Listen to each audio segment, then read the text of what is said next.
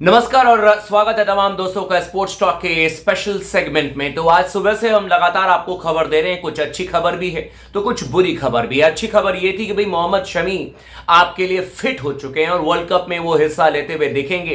Team India के साथ वो जुड़ेंगे, ऑस्ट्रेलिया जाने वाले हैं। लेकिन बुरी खबर आपको हमने सुबह सुबह बताई कि अभी भी उमरान मलिक और कुलदीप सेन, जिनके बारे में खबर आ रही थी कि ये दोनों जो गेंदबाज हैं नेट पर गेंदबाजी करते हुए देखेंगे, भारतीय टीम के बल्लेबाजों को अभ्यास कराएंगे, वो अब तक ऑस्ट्रेलिया पहुंचे नहीं है और इस समय डोमेस्टिक मैचेस खेल रहे हैं। लेकिन उससे भी बुरी खबर यह आई कि दीपक चाहर जो है वो T20 वर्ल्ड कप से बाहर हो गए। यानी कि जो इंजरी उनको हुई थी, आपको याद होगा साउथ अफ्रीका के खिलाफ तीनों T20 मैचेस खेले थे। कमाल का परफॉर्मेंस दीपक चाहर को रहा था और हमने भी कहा था कि भाई दीपक चाहर बिल्कुल आपके स्कीम ऑफ थिंग्स में तो है ही है, लेकिन आपको स्टैंड बाय से हटा करके दीपक चाहर को 15 के स्क्वाड में लाना चाहिए। ये सारी चीजें उनके फेवर में जा रही थी, सारी अच्छी बातें उनके लिए हो रही थी। लेकिन अचानक ही जो पहला हमने अपना एक दिवसीय अंतरराष्ट्रीय मैच साउथ अफ्रीका के खिलाफ खेला था लखनऊ में, खबर आई कि दीपक चाहर इस मैच में नहीं खेल रहे हैं। शाम को हमने आपको ये ब्रेकिंग न्यूज भी दे दी थी कि दीपक चाहर को बैक इंजरी है, जिसकी वजह से वो नहीं खेलेंगे, सीरीज से बाहर हो गए। लेकिन हम सब ने, किसी ने भी नहीं सोचा था कि भाई इतनी ज्यादा परेशानी बढ़ जाएगी कि T20 वर्ल्ड कप से ही वो बाहर हो जाएंगे। इससे पहले Jasprit Bumrah T20 world cup से बाहर हो गए, अब Deepak Chahar T20 world cup से बाहर हो गए। ऐसे में सवाल यह है कि भाई शमी और सिराज में से कौन है जो कि जसप्रीत बुमराह को रिप्लेस कर सकता है। बहुत इंपॉर्टेंट चीज है क्योंकि कई सारे लोगों को लगता है कि नहीं शमी को बिल्कुल रिप्लेस करना चाहिए क्योंकि उनके पास में अनुभव है। कई सारे लोगों को लगता है नहीं सिराज को बिल्कुल रिप्लेस करना चाहिए क्योंकि वो कमाल के फॉर्म में है। अगर आप मुझसे पूछेंगे, स्पोर्ट्स टॉक से पूछेंगे, तो हमें लगता है कि यकीनन मोहम्मद सिराज को टीम में लाना चाहिए और हम कह रहे हैं कि शमी को भी लेकर आना चाहिए। क्योंकि आप चाहें तो हर्षल पटेल को बाहर कीजिए, लेकिन शमी और सिराज तो बिल्कुल टीम में आने चाहिए। और क्योंकि ये जेन्युइन तेज गेंदबाज है और आपको वहां पर फास्ट बॉलर की जरूरत पड़ेगी। लेकिन मैनेजमेंट क्या सोच रही है उस पर भी अभी हम डेप्थ में चर्चा करेंगे।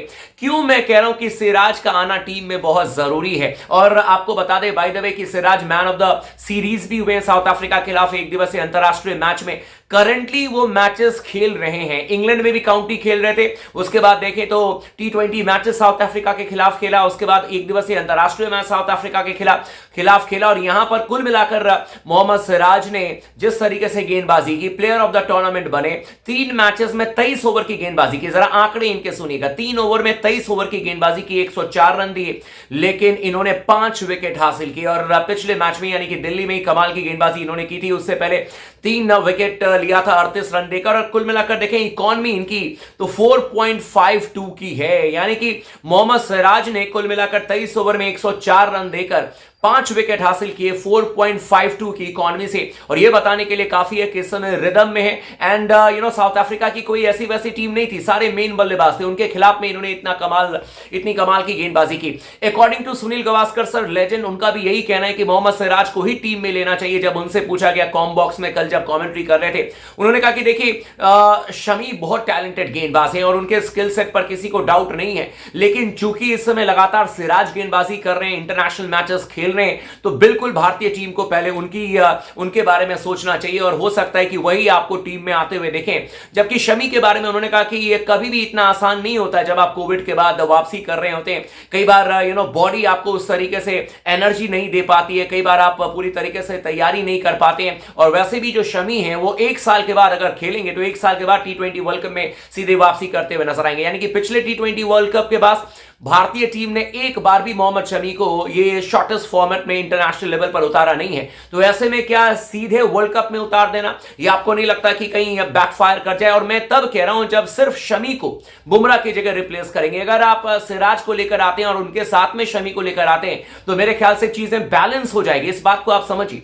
चीजें बैलेंस हो जाएगी अगर सिराज और शमी आते हैं। लेकिन सिर्फ आप ये सोचेंगे कि सिराज जो है वो आपके रिजर्व में होंगे या स्टैंड बाय में होंगे और शमी को जसप्रीत बुमराह के साथ हम जसप्रीत बुमराह की जगह पर लेकर आ जाते हैं, तो शायद चीजें जो है बैलेंस होती हुई नजर नहीं आएगी। या फिर टीम मैनेजमेंट की ये सोच है कि शमी जो है आएंगे जरूर आपके स्क्वाड में, लेकिन ये हर्षल पटेल, इसके अलावा अर्शदीप सिंह एंड भुवनेश्वर कुमार के साथ गेंदबाजी लाइनअप तैयार करेंगे और साथ में हार्दिक पांड्या होंगे। लेकिन मुझे लगता है कि अगर मान लीजिए ये गेंदबाजी लाइनअप हुई जहां पर कि आपके हर्षल पटेल होंगे, अर्शदीप सिंह होंगे, भुवनेश्वर कुमार होंगे एंड हार्दिक पांड्या होंगे और इसके अलावा 2 स्पिनर, तो मुझे लगता है कि शायद भारतीय टीम की गेंदबाजी लाइनअप इस वर्ल्ड कप में सबसे कमजोर नजर आएगी। क्योंकि अगर आपने जसप्रीत बुमराह को खोया है तो उनके रिप्लेसमेंट को जिनको भी लेकर आएंगे, मेक श्योर कीजिए कि प्लेइंग 11 में तो उनकी जगह बननी चाहिए, किसी भी हालत में बननी चाहिए। और इसीलिए एक बड़ा डिबेट चल रहा है इस समय कि भाई आप शमी को लेकर आएंगे या फिर आप मोहम्मद सिराज को लेकर आएंगे। और स्पोर्ट्स टॉक का मानना है कि आप बिल्कुल मोहम्मद सिराज को लेकर आ सकते हैं, क्योंकि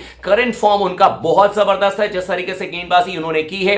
और एक जो उनकी पर्सनल अगर आप देखेंगे ना, जो एटीट्यूड है कि हर गेंद के साथ वो और एनर्जी लेकर आते हैं, हर गेंद के साथ ऐसा लगता है कि बल्लेबाज से सवाल करते हैं, चौका पड़ गया तब भी अगली गेंद में आपको उसी इंतुजियाज्म के साथ गेंदबाजी करते हुए नजर आएंगे। मतलब कभी भी उनका एनर्जी लेवल कम होते हुए खत्म होते हुए नजर नहीं आएगा। और ये कई बार आपकी टीम के लिए बहुत अच्छा काम कर जाता है। और इसीलिए मुझे लगता है कि मोहम्मद सिराज को लेकर जरूर आना चाहिए। लेकिन कई सारे जो रिपोर्ट्स आ रहे हैं उनके हिसाब से यही माना जा रहा है कि भाई आपके जो शमी हैं वो फ्रंट रनर है, हमें शमी से कोई परेशानी नहीं है, कमाल के गेंदबाज हैं, शमी को भी आप 15 के स्क्वाड में लेकर आ सकते हैं। लेकिन सिराज का आना मस्ट है इस टीम के साथ में, क्योंकि अगर सिर्फ आप एक रिप्लेसमेंट करेंगे तो शायद जो गेंदबाजी लाइनअप है टीम इंडिया की वो कमजोर होती हुई नजर आएगी। आपको क्या लगता है, क्या शमी को आना चाहिए या मोहम्मद सिराज को आना चाहिए? आप हमें कमेंट करके जरूर बताइएगा और जेन्युइन तरीके से बताइएगा, क्योंकि अगर मान लीजिए शमी आते हैं उससे भी कोई प्रॉब्लम नहीं है, लेकिन सिराज भी आए और सिराज आते हैं तो फिर उससे भी कोई प्रॉब्लम नहीं है, लेकिन शमी को भी आप इंक्लूड कर सकते हैं। लेकिन किसको आप बाहर करेंगे? क्योंकि बुमराह की जगह पर मान लीजिए इनमें से किसी एक को लेकर आएंगे तो भी एक जगह तो आपको वैकेंट करनी पड़ेगी। क्या वो हर्षल पटेल होंगे, क्या वो दीपक हुडा होंगे, क्या वो कोई और होगा? क्या भारतीय टीम लगातार 2 परिवर्तन करने के लिए तैयार है? क्योंकि 15 तारीख का आपका डेडलाइन है और 15 तारीख तक आपको टीम बनानी है, स्क्वाड तैयार कर देनी है। तो मुझे लगता है कि शायद अब चयनकर्ताओं के पास में ज्यादा विकल्प बचा नहीं है and it is versus Mohammed Siraj and Shami, जहां पर कि मुझे लगता है कि सिराज को जरूर मौका मिलना चाहिए। बाकी देखते हैं कि चयनकर्ताओं की क्या सोच होती है, किस प्लेइंग कॉम्बिनेशन के साथ भारतीय टीम जो है वो खेलने के लिए उतरेगी। ये बात फैक्ट है कि अभी 2 और वार्म अप मैचेस हमें खेले, इनफैक्ट 3, क्योंकि कल एक मैच है। लेकिन कल के मैच में तो अगर शमी को इंक्लूड भी किया जाता है तो वो खेलेंगे नहीं, बचे उनके 2 वार्म अप मैच जो कि 17 और 19 तारीख को खेला जाएगा। तो ये देखना पड़ेगा चयनकर्ताओं को कि मात्र 2 वार्म अप मैच के साथ आपको लगता है कि सीधे वर्ल्ड कप में अगेंस्ट पाकिस्तान आप शमी को उतारना चाहेंगे, या आपको लगता है कि नहीं इस समय जो कंटिन्यूअसली इंटरनेशनल क्रिकेट खेल रहे हैं सिराज, उनके साथ जाना चाहिए। तो ये सेलेक्टर्स के लिए एक बहुत हार्ड कॉल होना है और हमारी नजर बनी रहेगी। जो भी इंफॉर्मेशन आएगी हम आपको जरूर शेयर करेंगे। लेकिन आप स्पोर्ट्स टॉक के साथ बने रहें। चैनल को अगर आपने सब्सक्राइब नहीं किया तो जरूर कर लीजिएगा, वीडियो को लाइक कीजिएगा, शेयर कीजिएगा और आप कॉमेंट जरूर कीजिए। आपकी नजर में शमी या सिराज किसे आना चाहिए? वन वे कम्युनिकेशन नहीं है, आप जरूर कमेंट करके हमें बताएं और आपके कमेंट्स का हमें इंतजार रहेगा।